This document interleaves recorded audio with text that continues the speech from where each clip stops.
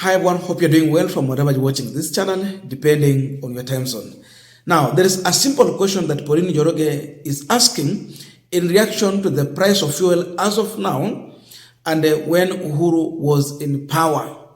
But if you check on the kind of response, the unkind words from William Ruto's economic advisor, David Ndii, it confirms the stupidity in Kenya Kwanza government, the kind of arrogance we see. Then you bring in the issue of Ngunyi. You see two men joining together to attack a woman. Very bad. The kind of language they used, the kind of word, the abusive language is uncaught. And when you see this kind of answers or respond to such kind of just a good question someone is asking, then the insult comes in. It tells you that this person is not able to answer or he has been caught up. So when you resort to abuse, it means you're running away from responsibility and just saying the truth. This is what Pauline Njoroge is asking. That in 2022, when 1 barrel of crude oil was going for $122 US, Uhuru Kenyatta had set the pump price in Kenya at 159 shillings. Now you do a comparison. Right now, 1 barrel of crude oil is going for $69 US. That's per barrel. The question is, what should Ruto offer to Kenyans? Because now, the same William Ruto is bragging here that he is now reducing the price of fuel, that everything is coming down. But you have to say the truth, because you have to do a comparison. This is the same William Ruto who was given inaitwa namna gani? Inaitwa free fertilizer, msaada from was it from Russia? Alikuja akaanza kuuzia wa Kenya. So the simple question here, $69 US crude oil per barrel. How much should you sell? If you go and check, William Ruto is selling or has set the price for petrol 153 shillings, diesel 160 per liter. So who is fair between Ruto and William Ruto? That was the simple question he asked. That's what she asked. Lakini majibu yalikuwa tofauti. So you can do your math and you find that, and he shared those figures. Ruto should be selling a liter of diesel or petrol at 90 shillings at most. 90. Because the price, the international standard price has been reduced, but it's still up there. Even when it was high, Uhuru was fair. Even William Ruto, with his set of fuel as of now, he is more higher compared to Uhuru Kenyatta, who was even importing the same product, much expensive compared to this one. Sasa David Ndii amekasirika. Amekuja na matusi ya lugha mbaya kabisa. Imagine someone referring to a woman as a bimple. That's very bad. This is what Pauline Njoroge shared. If in early June 2022, when crude oil was going for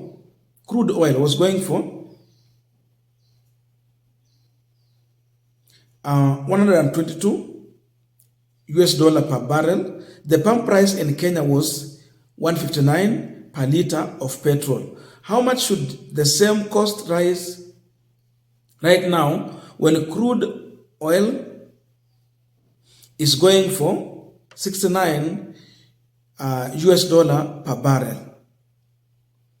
So you take 122 is equals to 59. 159. What about 69 US dollar? Itakuwa namna gani?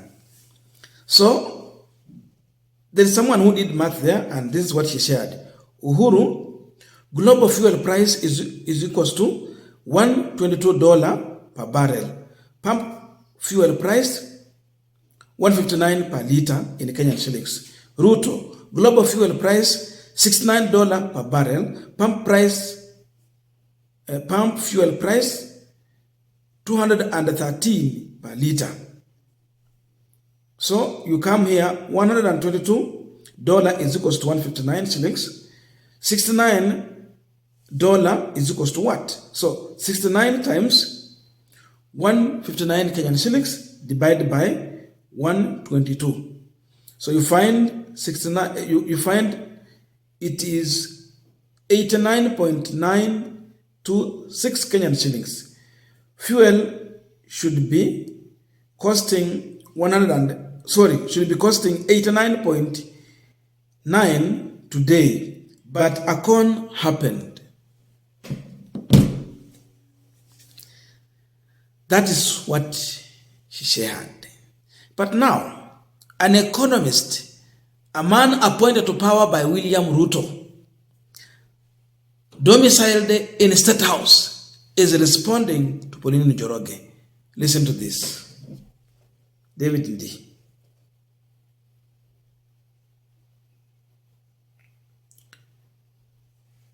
Bimpo wouldn't know while she was inspecting ceiling, Uhuru was blowing hole through national finances, propping up fake prosperity, 100 billion shillings plus fuel subsidy, 2.5 billion propping up shilling. Party over. I saw Ledema Olekina wondering why current property prices are falling bad. Look at the language he's using. Bimbol, and then the issue of inspecting ceilings. That is David Ndii responding to a woman. Is it truthful even? Instead of coming out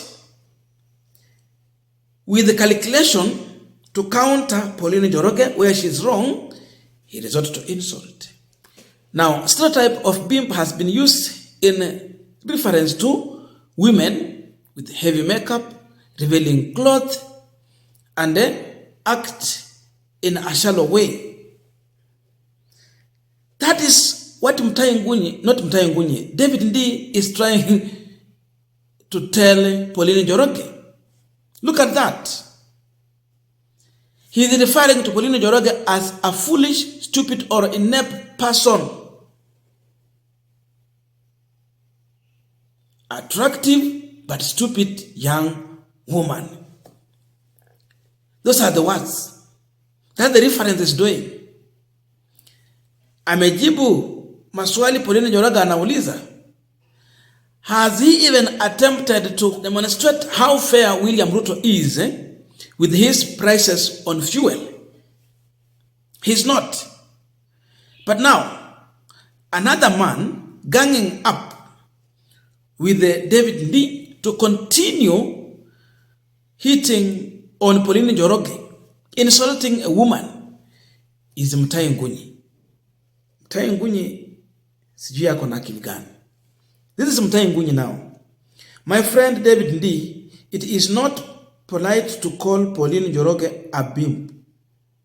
She is not clever enough to appreciate the depth of the insult. The thickness is that bad. You must apologize by midnight. You might think he's defending Pauline Njoroge.